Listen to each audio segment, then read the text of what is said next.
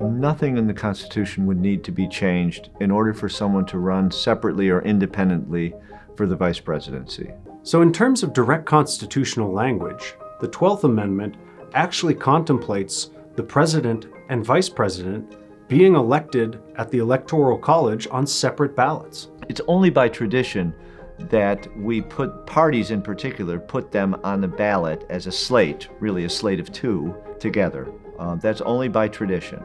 And that's really only by what the political parties do. But there's nothing in the Constitution that says that has to be done. There's no reason why we couldn't vote separately for president and vice president.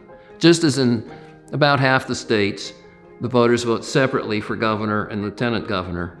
There's absolutely precedent for thinking that, or expecting that, the way we select vice presidents can or maybe should change in the future.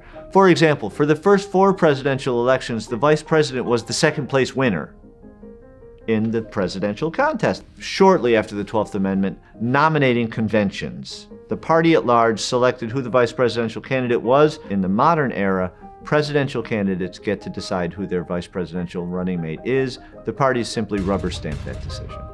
So if somebody wanted to run individually as a vice presidential candidate, typically there are local ballot access procedures that define what is required for someone to appear as an independent candidate. There has to be open and fair ballot access to have a true democratic system. And the Europeans understand that.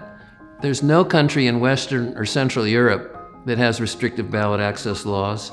They're equal for everybody. There's not much that would need to change formally or legally in order for someone to run independently or separately for the vice presidency.